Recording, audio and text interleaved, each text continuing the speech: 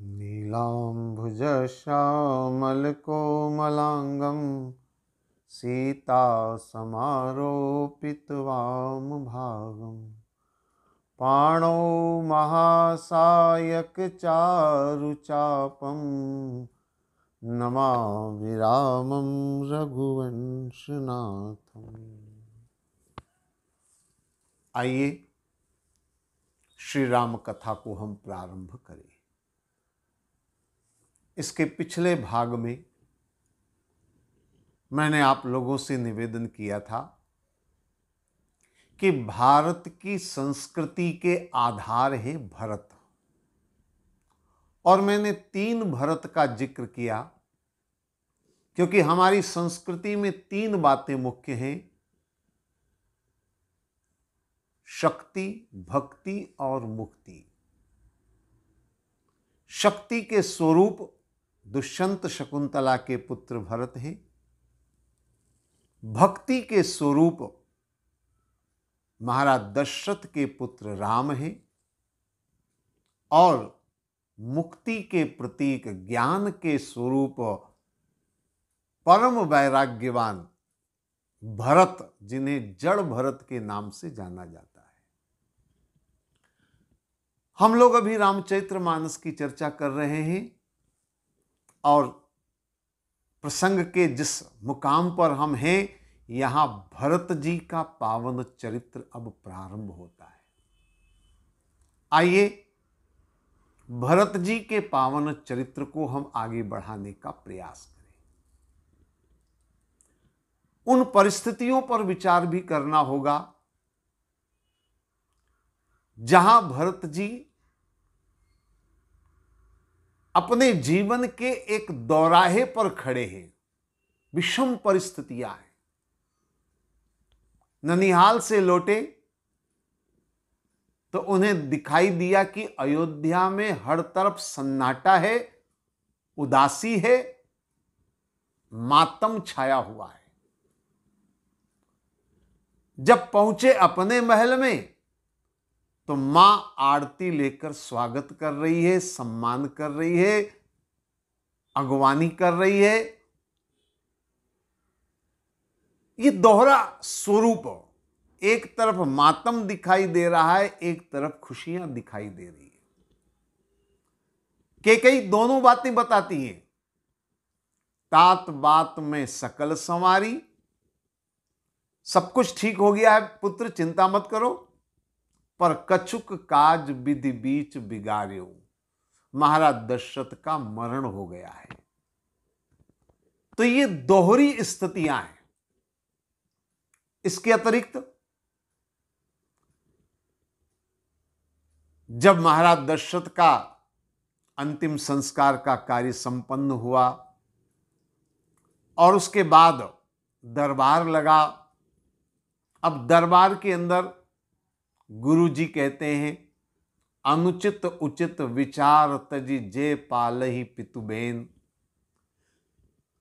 बिना अनुचित उचित का विचार किए पिता के वचनों को पालना ही तुम्हारा धर्म है। कौशल्या धरि धीरज कहीं, पूत पथ्य गुरु आयुष धरहि। मां कौशल्या भी कह रही है कि गुरु के वचनों को मानकर तुम्हें इस राज्य को संभालना है, क्योंकि अब राज्य को संभालने वाला तुम्हारे अतिरिक्त कोई नहीं है। महाराज दशरथ का मरण हो चुका है, राम वनवास चले गए हैं, और इसलिए एकमात्र तुम्हारी यह जवाबदारी है कि तुम इस राज्य को संभालो, यहां की प्रजा का पालन करो, अपने धर्म का पालन करो। तो भरत जी के अंतर्मन में कुछ और है, परिस्थितियां कुछ और हैं। इसलिए मैं आपसे निवेदन कर रहा हूं कि यहां पर भरत दुविधा में है। एक दौराहे पर खड़े हैं, लेकिन उन्होंने जो निर्णय लिया, उन्होंने जो बात सामने रखी, वो निश्चित रूप से एक अद्भुत निर्णय था और जिसकी चर्चा जितनी करी जाए उतनी कम है। सामान्यतः धर्म के बारे में हम अक्सर चर्चाएं करते हैं, धर्म को समझने का प्रयास हम करते हैं, लेकिन धर्म का स्वरूप क्या है? भरत जी ने बहुत गंभीरता से धर्म को समझने का प्रयास किया, बल्कि मैं तो यह कहूंगा कि उन्होंने धर्म को एक नया आयाम दिया है। धर्म की एक परिभाषा को उन्होंने सामने रखा है, क्योंकि सामान्य रूप से अगर हम बात करें, किसी से भी कही जाए धर्म क्या है, तो वो कहेगा माता पिता की आज्ञा का पालन करना, गुरु की आज्ञा का पालन करना धर्म है। लेकिन भरत जी ने न मां की आज्ञा मानी, न पिता के वचनों को माना, न गुरु की आज्ञा मानी। और फिर भी भरत जी के बारे में कहा जाता है कि जो न होत जग जन्म भरत को, सकल धरनि धुर धरनि धरत को।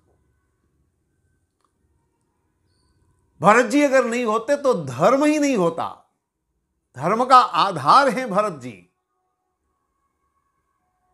क्योंकि भरत जी ने धर्म के वास्तविक स्वरूप को जानने का प्रयास किया। बड़ा एक उलझा हुआ सवाल है, माता पिता की आज्ञा का पालन करना धर्म है कि नहीं है? एक सामान्य नजरिए से बात करी जाए तो हम यही कहेंगे कि माता पिता की आज्ञा का पालन करना धर्म है, और जो माता पिता की अवज्ञा करे वो धर्म विहीन है। लेकिन भरत जी ने जो दृष्टिकोण सामने रखा वो बहुत महत्वपूर्ण है।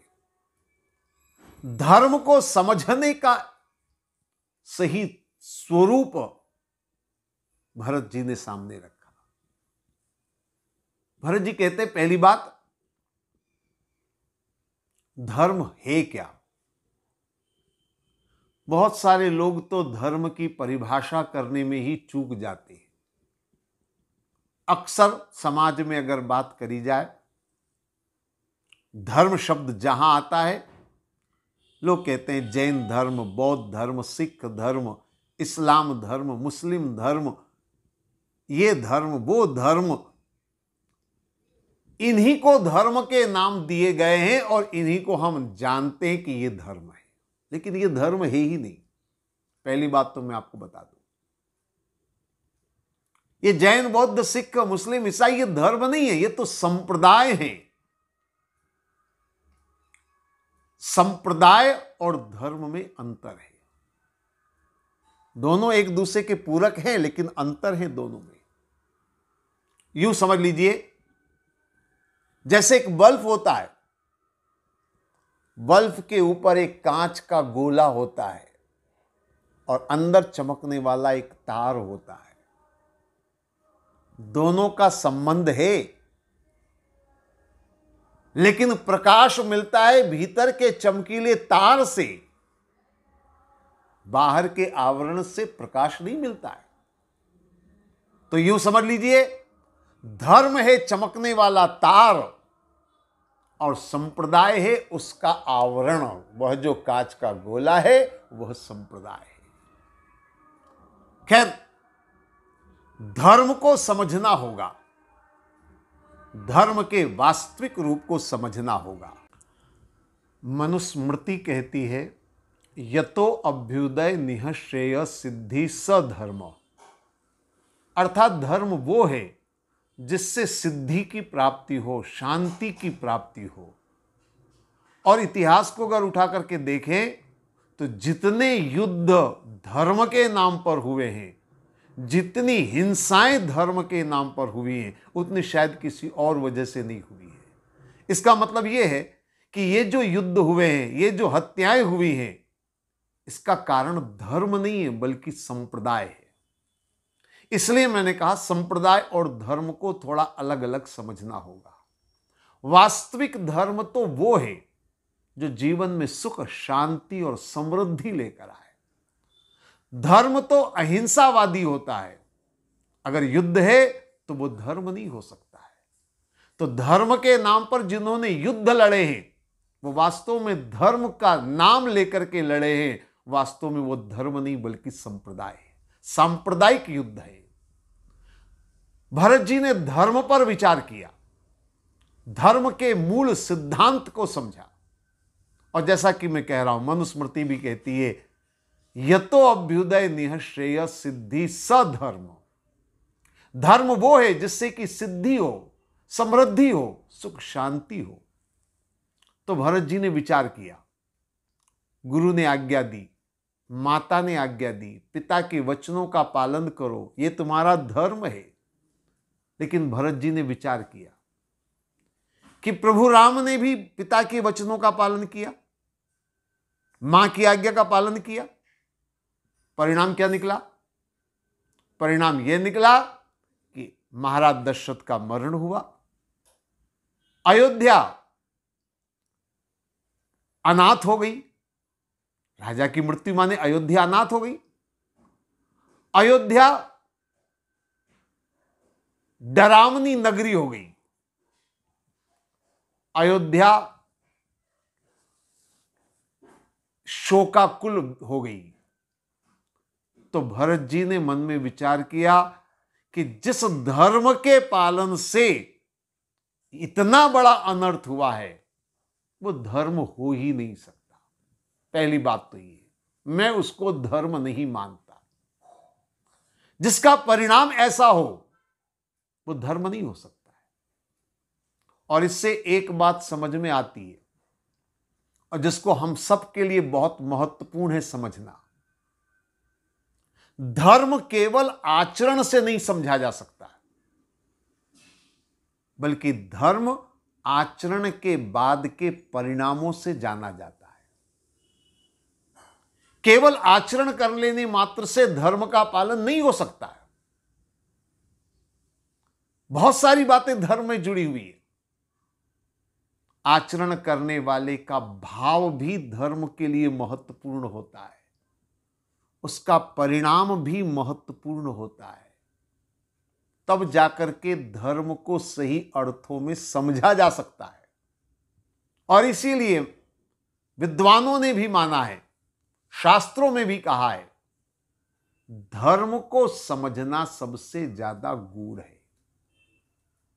धर्म को समझना इतना सरल कार्य नहीं है, क्योंकि आज हमें सामने कृत्य दिखाई देगा, आचरण दिखाई देगा, परिणाम आज दिखाई दे वो जरूरी नहीं है।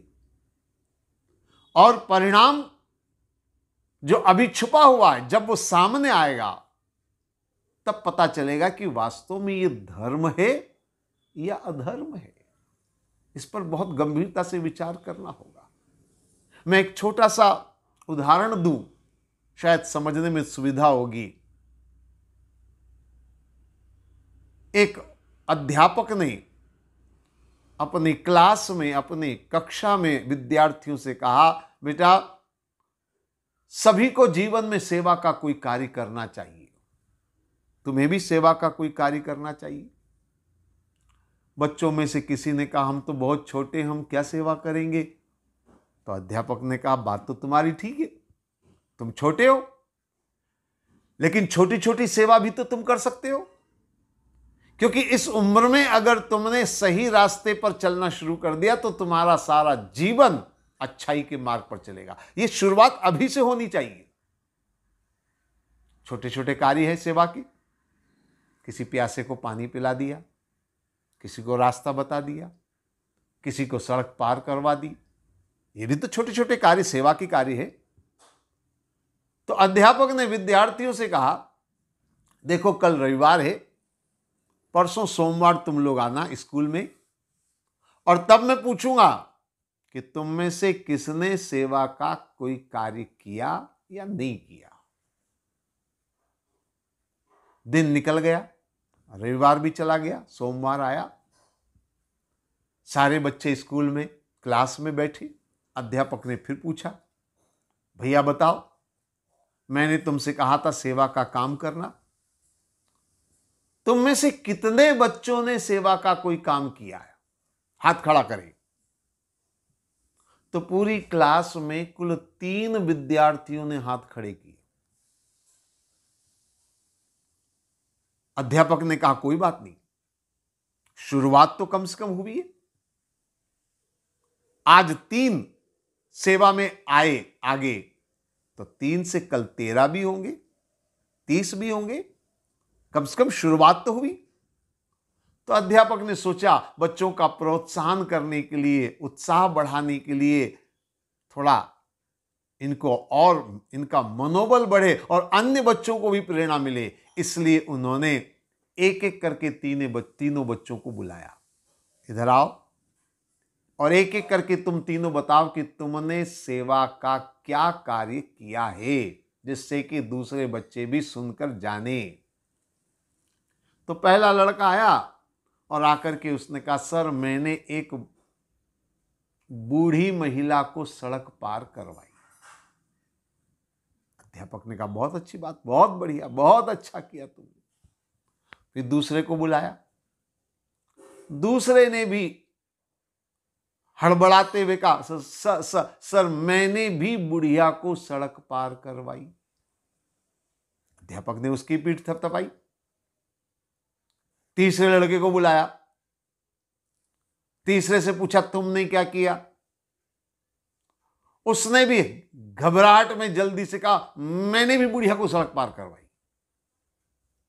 तीनों लड़के अपनी अपनी जगह बैठ गए।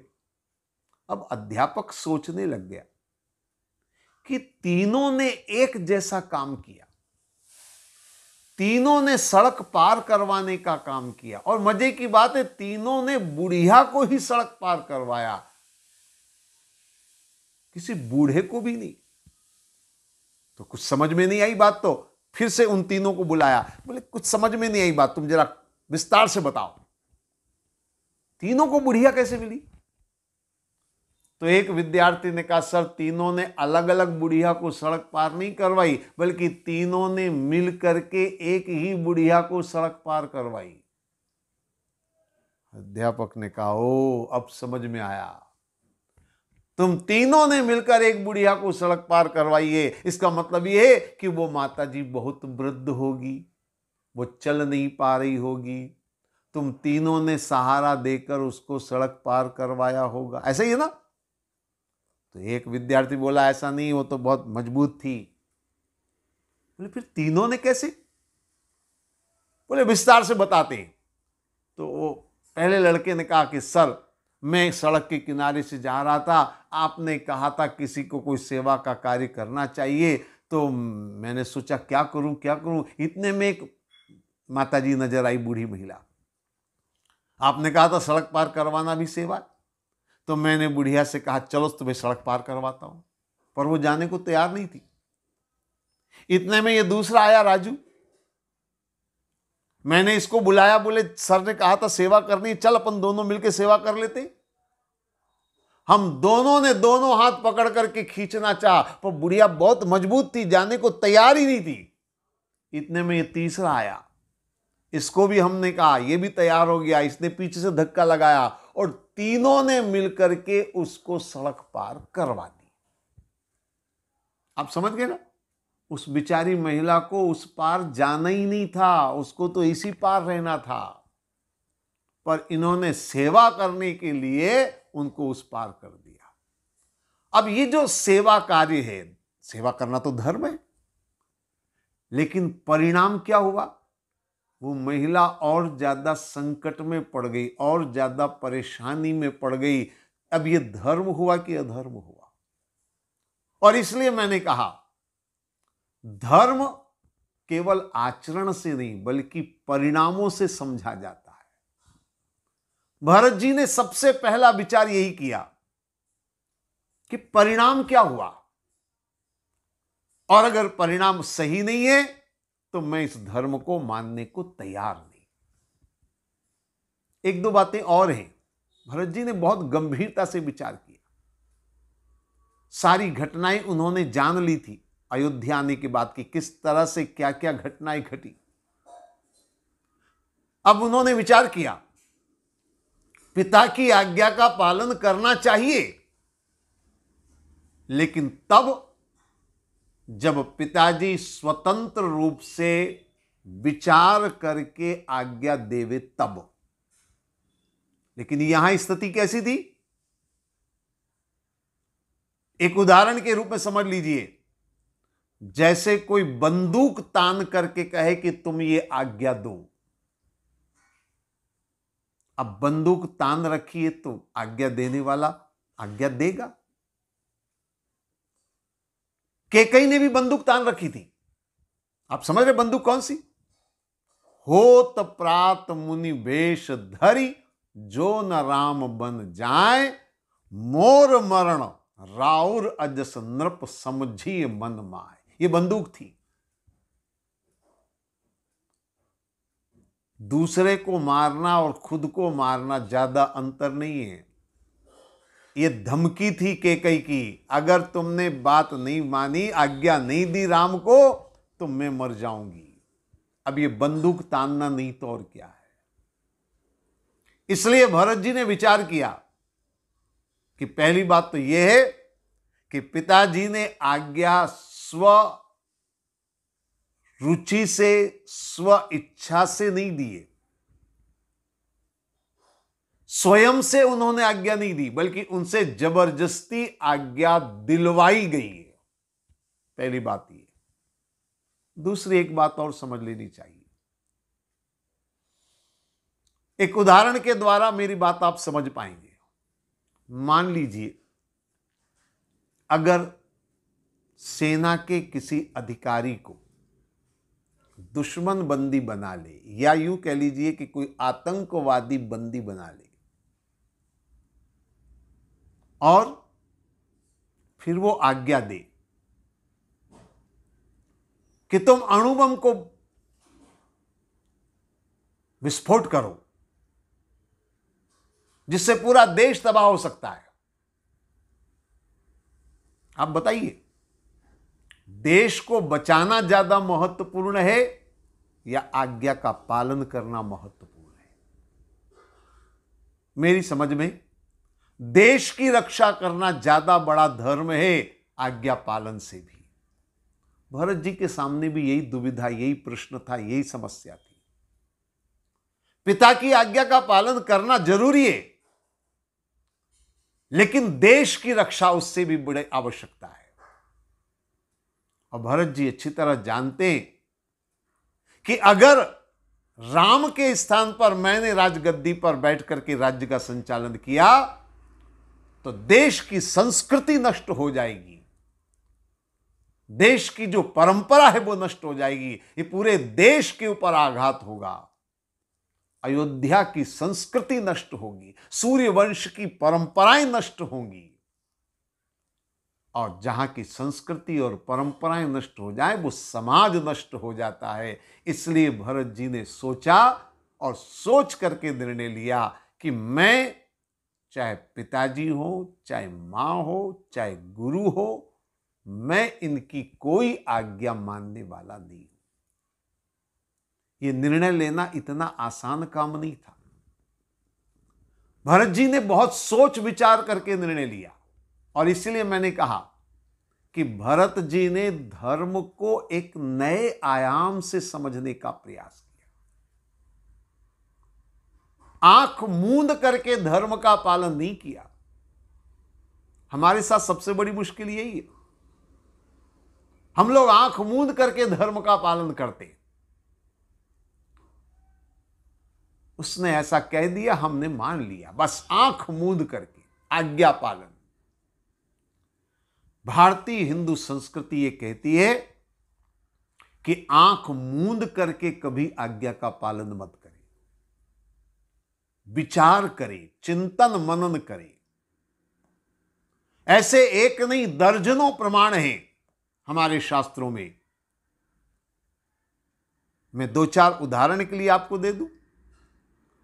प्रहलाद के पिता ने कहा तू भगवान का नाम लेना छोड़ दे, लेकिन प्रहलाद ने पिता की आज्ञा से बढ़ करके ये जाना कि भगवान का नाम लेना स्वयं ही नहीं समाज के लिए भी कल्याणकारी है, और इसलिए प्रहलाद ने पिता की बात नहीं मानी।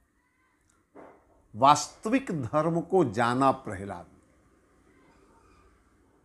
और उसी धर्म का पालन किया। इसीलिए आज दिन तक प्रहलाद का गुणगान गाया जाता है। एक नहीं, ऐसे अनेकों उदाहरण हैं। राजा बलि के गुरु शुक्राचार्य ने जब बामन दरवाजे पर भिक्षा के लिए आए तो शुक्राचार्य जी ने कहा दान मत देना, लेकिन राजा बलि ने गुरु की बात नहीं मानी और दान दिया, समर्पण किया, परमात्मा प्रसन्न हो गए। इसका मतलब यह है कि आज्ञा पालन से पहले विचार भी करना चाहिए कि आज्ञा उचित है कि अनुचित है, आज्ञा के पीछे भाव क्या है, स्वार्थ है कि परमार्थ है। भरत ने विचार किया, यहां जो आज्ञा दी जा रही उसके पीछे स्वार्थ था। मंथरा ने केकई के कान भरे, मंथरा ने केकई को उकसाया कि अगर राम राजा बन जाएंगे तो कौशल्या राजमाता कहलाएगी, और भरत राजा बनेंगे तो तुम राजमाता कहलाओगी। राजमाता का गौरव तुम्हें मिलेगा, राजमाता का सम्मान तुम्हें मिलेगा। राजमाता कुछ साधारण बात नहीं होती है। तो ये स्वार्थ केकई के अंदर था। मंथरा ने इस स्वार्थ को केकई के अंदर डाला और इसीलिए केकई ने उस तरह की बात करी, और भरत जी ने इसीलिए विचार किया और विचार करके ये निर्णय लिया कि मैं ऐसे धर्म का पालन नहीं करूंगा जिसका आधार स्वार्थ है, मैं ऐसे धर्म का पालन नहीं करूंगा जिसका आधार विनाश है, मैं ऐसे धर्म का पालन नहीं करूंगा जिसका परिणाम देश के लिए अहितकारी हो। तो भरत ने धर्म को नया आयाम दिया। भरत जी ने धर्म के एक नए रूप को सामने रखा, और निश्चित रूप से धर्म का यही स्वरूप होना चाहिए। और इसीलिए भरत जी के बारे में कहा जाता है, जो न होत जग जन्म भरत को, सकल धरनि धुर धरनि धरत को। अगर भरत जी नहीं होते तो धर्म नहीं होता, धर्म का ये स्वरूप नष्ट हो जाता। और इसीलिए मैं आपसे निवेदन करूंगा, धर्म के वास्तविक रूप को जानने का प्रयास करें। मैं किसी की आज्ञा की अवहेलना करने की बात नहीं कर रहा हूं, लेकिन मैं ये जरूर कहूंगा कि परिणाम अगर अनुचित है, परिणाम अगर विनाशकारी है, तो ऐसा धर्म कभी भी जीवन के लिए कल्याणकारी नहीं हो सकता। तो धर्म को समझेंगे, भरत को समझना आसान होगा। भरत को अगर समझना है तो धर्म की व्याख्या करनी होगी, धर्म को समझना होगा, तभी हम भरत के चरित्र को जान पाएंगे, भरत के चरित्र को समझ पाएंगे। और मैं यही आपसे निवेदन करूंगा, भरत के चरित्र को समझने का प्रयास करें। आज इतना ही, आगे की चर्चा हम बाद में करेंगे। ओम सर्वे भवन्तु सुखिनः, सर्वे सन्तु निरामया, सर्वे भद्राणि पश्यन्तु, मां कश्चित् दुःख भाग् भवेत्।